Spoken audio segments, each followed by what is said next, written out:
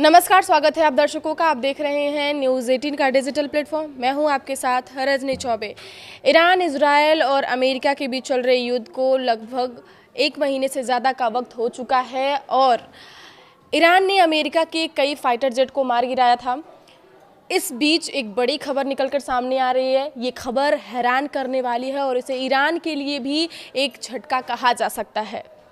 खबर है कि ईरान ने अमेरिका का जो F-15E फाइटर जेट मार गिराया था और पायलट्स को POW बना लिया था। उन दोनों पायलट्स को अमेरिकी सैनिक ईरान के चंगुल से छुड़ाकर US ले जा चुकी है। आखिर ये सब कैसे हुआ और जिस तरीके से ईरान अमेरिका पर अभी भारी पड़ता दिख रहा है, ऐसे में आखिर अमेरिकी सैनिकों ने ईरान को चकमा कैसे दिया, इस पूरे वीडियो में हम आपको बताने वाले हैं। तो सबसे पहले अमेरिका और ईरान के बीच चल रही तनावपूर्ण जंग में एक बड़ी घटना हुई है, जिसमें से कि ये जेट मार गिराया गया था और एक दूसरे में जंग करते हुए अमेरिका और ईरान के बीच जंग हुई और उसमें बमबारी और फायरिंग के बीच जो पायलट ईरान में रह गया था और ईरान के लोगों ने, ईरान की मीडिया ने पायलट को खोज निकालने वाले को लेकर इनाम देने की घोषणा भी की थी।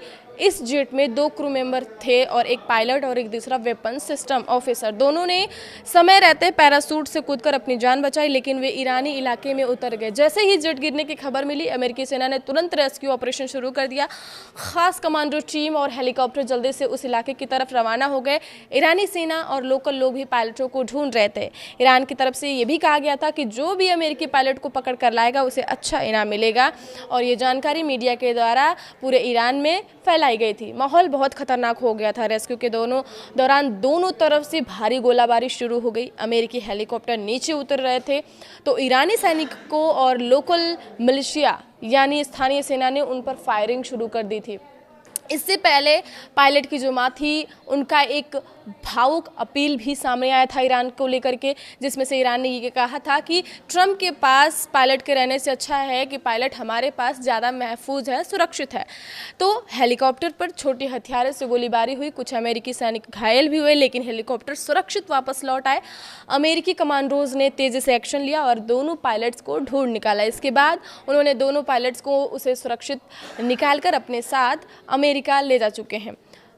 पायलट्स को दुर्गम पहाड़ी और दूर दराज इलाके में ईरान ने बंधक बनाकर रखा हुआ था, इसलिए सर्च थोड़ा मुश्किल हो रहा था, लेकिन आखिरकार अमेरिकी सैनिकों को सफलता मिली और वो दोनों पायलट्स सुरक्षित ईरान के चंगुल से बाहर निकल गए हैं।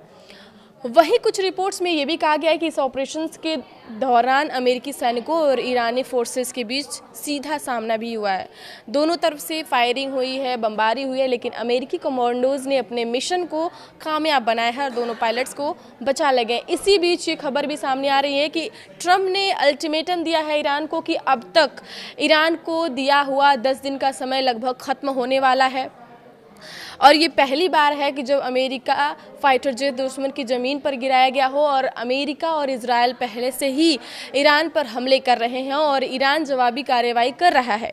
इस रेस्क्यू मिशन में अमेरिकी सेना ने सफलता तो हासिल कर ली, लेकिन ईरान जिस तरीके से अमेरिका पर भारी पड़ रहा है, सुपर पावर साफ साफ घुटनों पर आता हुआ नजर दिख रहा है, क्योंकि ईरान एक एक करके अमेरिका के ताकतवर फाइटर्स जेट को लगातार मार गिराता जा रहा है। इसी बीच डोनाल्ड ट्रंप ने ईरान को सीधा 48 घंटे का अल्टीमेटम दे दिया। उन्होंने कहा है कि सोशल मीडिया प्लेटफॉर्म पर ये लिख दिया है साफ साफ तौर पे कि अगर 48 घंटे में डील करो या तो फिर होर्मुज खोलो, वरना कहर बरपेगा ईरान पर। उन्होंने ये भी याद दिलाया है, जो कि मैंने पहले ही बताया, कि 10 दिन की जो मोहलत थी वो अब खत्म होने वाली है।